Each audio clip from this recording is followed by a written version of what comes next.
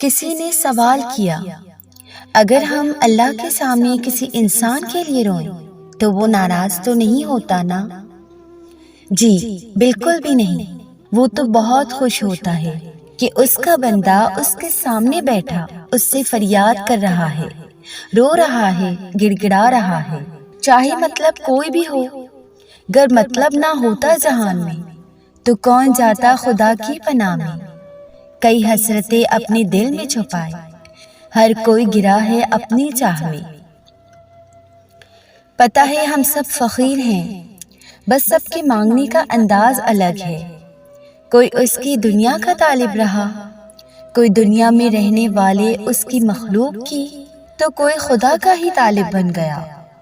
ہمارا کام صرف مانگنا ہے اور اس کا کام عطا کرنا۔ جانتے ہو محبت کیا ہے؟ کسی کو ہر نماز کے بعد مانگنا۔ رات کا آخری پہر تھا، اس لڑکی نے اسے بھولنے کے ارادے کے ساتھ وضو کیا، 2 رکعت نماز ادا کی، دعا کے لیے ہاتھ اٹھاتے ہی زبان سے نکلا، یا اللہ ہمیں ملا دے۔ یہ ہمارا مالک ہوتا ہے، ہمارا اللہ تعالیٰ، جو لوگوں کو ہماری زندگی میں لاتا ہے اور ہمارے دلوں میں ان کی محبت ڈالتا ہے۔ وہی ہنساتا ہے، وہی رلاتا ہے، وہی مردہ ہوئے دلوں کو محبت سے زندہ کرتا ہے، اور وہی ان لوگوں کو پھر ہماری زندگی سے لے بھی جاتا ہے۔ دل اللہ کے ہاتھ میں ہوتے ہیں، وہی ان کو الٹاتا پلٹاتا رہتا ہے۔ جب اللہ ہمیں اس چیز سے آزماتا ہے جسے کھونے کا ہم سوچ بھی نہیں سکتے، تب وہ اپنی مدد بھی ان ذریعوں سے بھیجتا ہے جو ہمارے علم میں بھی نہیں ہوتا۔ جب ہم توکل کرتے ہیں تو اللہ ایسے پوشیدہ طریقوں سے ہمارے کام کرتا ہے جنہیں نہ ہم دیکھ پاتے ہیں اور نہ ہی سمجھ پاتے ہیں۔ حاصل لا حاصل کچھ بھی نہیں، بس بات اس کے حکم کی ساری ہے۔ اس نے انتظار کی گھڑی تمہاری بہتری کے لیے بنائی ہے۔ اللہ تمہارا دل بدل نہیں رہا کیونکہ وہ تمہاری رضا میں راضی ہے۔ کوئی تو وجہ ہے جو تمہاری زبان پہ وہ ایک ہی دعا اب تک جاری ہے۔ اللہ نواز دے گا ہر اس چیز سے جس کے لیے تمہارا دل ترستا ہے، جس کے لیے تم رات بھر سو نہیں پاتے، جس کے لیے دل میں بے سکونی ہے، جس کے لیے سجدوں میں بچوں کی طرح روتے ہو۔ تم اس پر اتنا یقین رکھو گے تو وہ کیسے مایوس ہونے دے گا تمہیں؟ وہ لڑکی کہہ رہی تھی، میں اسے کھونے سے ہمیشہ ڈرتی تھی، ہر بات پہ اسے کہتی، وعدہ کرو تو مجھے چھوڑ کر نہیں جاؤ گے۔ مجھے لگتا تھا کہ میرا سارا سکون اسی کے پاس ہے، صرف اسی کی ذات میں میری تکمیل ہے، اس کے سوا مجھے کسی دوسرے کی ضرورت نہیں۔ اور پھر وہ میرے کہنے پر وعدے بھی کرتا تھا، مگر میں یہ بھول گئی تھی انسانی ذات کی تکمیل صرف خدا تعالیٰ کی محبت سے ہے۔ اسی کی محبت میں سکون ہے، اطمینان ہے اور تکمیل بھی۔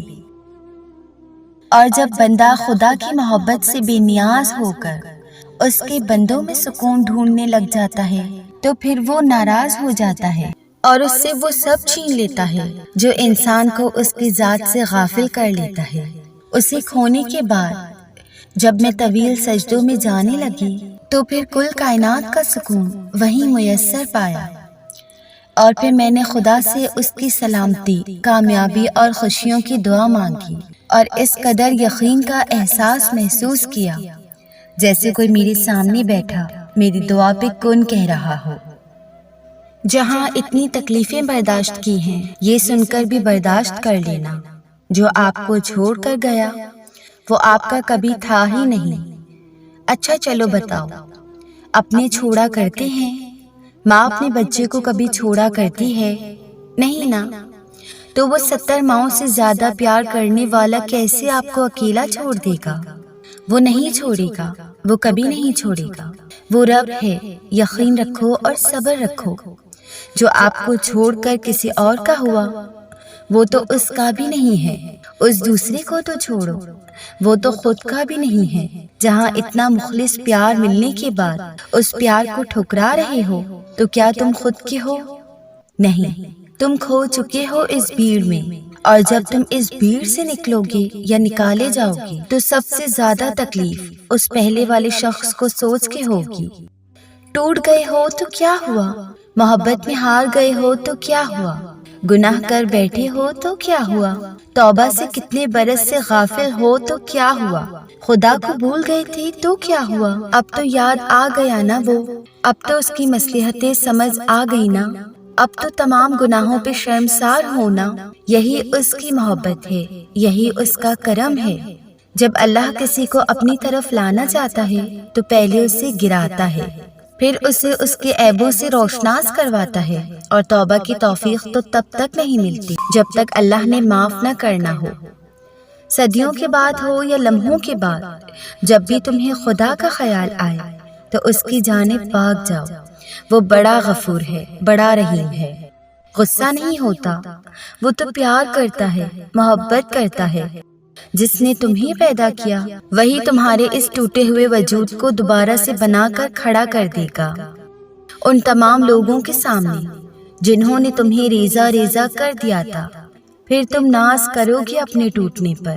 اللہ کا کوئی بھی کام بے مقصد نہیں ہوتا، کبھی نہیں ہوتا کہ اللہ کوئی چیز تم سے لے اور اس کے بدلے تمہیں بہتر چیز سے نہ نوازے، اور یہ بھی ہو سکتا ہے کہ جو اس نے تم سے لیا ہے اسے ہی تمہارے حق میں بہتر بنا کر تمہیں واپس دے دے۔ اس کی حکمتیں، اس کی مصلحتیں تم نہیں سمجھ سکتے، لیکن وہ تمہاری تکلیف سے خوب واقف ہے۔ وہ بس آزماتا ہے کہ میرا بندہ میری محبت کے لیے کس حد تک جاتا ہے۔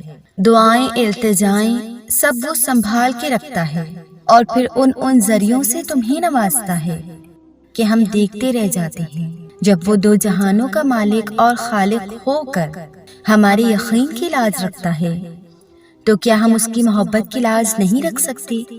اس کی رضا میں اپنا دل مطمئن نہیں کر سکتے؟ جب وہ ہمارے لاڈ اٹھاتا ہے تو کیا ہم اس کے ایک حکم پہ سر نہیں جھکا سکتے؟ اس جیسی محبت تو کوئی کرتا نہیں، مگر ہاں ہم اس کی چاہت کا احترام تو کر سکتے ہیں نا، اس سے محبت کرنے کی کوشش تو کر سکتے ہیں۔ تو پھر کیوں نہ اب اس کے حکم کا انتظار کیا جائے اور اب اس سے محبت کی جائے جس کی محبت قربان ہے ہم پہ۔ تو کیا ہوا اگر وہ ایک پھول نہ مل سکا؟ ہو سکتا ہے سارا باغ تیرا مقدر ہو، اور میری رب کو دل خوب مطمئن کرنے آتے ہیں۔ آپ جانتے ہیں کہ کن لوگوں کی دعائیں جلدی قبول ہوتی ہیں؟ یقین والوں کی دعائیں، ایسے یقین والے جو دعائیں تو مانگتے ہیں لیکن پھر ان دعاؤں میں وضاحتیں نہیں مانگتے۔ کیسی وضاحتیں؟ قبولیت کی وضاحتیں۔ وہ نہ تو لوگوں سے اس بات کی وضاحت مانگتے ہیں کہ کیا ہماری دعائیں قبول ہو جائیں گی، اور نہ ہی وہ اللہ سے اس بات کی وضاحت طلب کرتے ہیں کہ فلاں شخص نے بھی تو میرے جیسی دعا مانگی تھی، اس کی تو دعا قبول ہو گئی، تو میری کیوں نہیں ہوئی؟ یقین میں سوال نہیں ہوتا، یقین میں بس فل اسٹاپ ہوتا ہے کہ اللہ سے مانگ کر پھر کسی اور سے تو کیا، اللہ سے بھی سوال نہیں کیا جاتا۔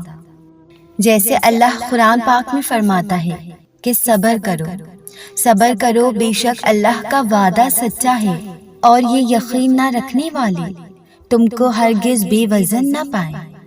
اب اس آیت میں اللہ نے آپ کو صبر کی تلقین کیوں کی ہے؟ کیونکہ یقین رکھنے والوں کی راہ بے یقین لوگوں سے زیادہ کٹھن ہوتی ہے۔ آپ جب یقین کا راستہ چنتے ہیں نا، تو وہ راستہ ہر اس شے سے بھرا ہوا ہوتا ہے جو آپ کو گمراہ کر سکے۔ آپ کو چاروں طرف سے بے یقین لوگوں کی طنز کی اور آپ کا مذاق اڑانے کی آوازیں سنائی دیں گی۔ اس لیے اللہ نے آپ کو اس حالت میں صبر کا حکم دیا ہے، اور یہ کہا ہے کہ آپ نے بھی ان بے یقین لوگوں کی طرح نہیں ہو جانا جنہوں نے اپنی دعاؤں میں ذرا سی دیر پر اللہ سے رابطہ توڑ دیا۔ آپ نے ان کی آوازوں کو خود پہ اتنا حاوی نہیں ہونے دینا کہ آپ کی آواز ان آوازوں میں دب جائے۔ ان لوگوں کے تانوں پہ اتنے کان نہیں دھرنے آپ نے کہ آپ اللہ کی آواز سن نہ پائیں۔ اتنی اہمیت نہیں دینی لوگوں کی رائے کو کہ آپ کے حوصلے پست ہو جائیں۔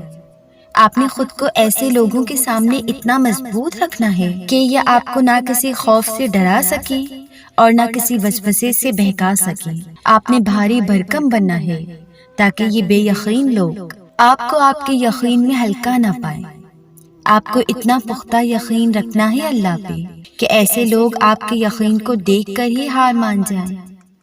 دعاؤں میں سارا کھیل یقین کا ہے، جیسے اللہ فرماتا ہے، اور زمین میں نشانیاں ہیں یقین کرنے والوں کے لیے، اور خود تمہارے اندر بھی، تو کیا تم نہیں دیکھتے؟ ہم چھپی ہوئی نشانیوں کو ڈھونڈتے ہیں اور کھلی نشانیوں کو دیکھتے ہی نہیں۔ آپ روز دن میں کتنی ایسی نشانیاں اگنور کر دیتے ہیں جو آپ کے لیے اللہ کی طرف سے اشارہ بن کر آتی ہے۔ سب سے پہلی نشانی سورج کا نکلنا ہے۔ کیسے اللہ ایک لمبے گپ اندھیرے کے بعد روشنی کی تیز کرن کو مشرق سے ابھارتا ہے اور پھر اسے ایک خاص جگہ پر رکھ دیتا ہے جو کئی میلوں دور اپنی روشنی ہم تک پہنچاتی ہے اور پوری کائنات کو جھٹ سے روشن کر دیتی ہے۔ تو کیا آپ نے کبھی اس کرن کو دیکھ کر یہ نہیں سوچا کہ یہ کرشمہ کیسے ہو گیا؟ یہ اللہ کی نشانیوں میں سے ایک نشانی نہیں تو اور کیا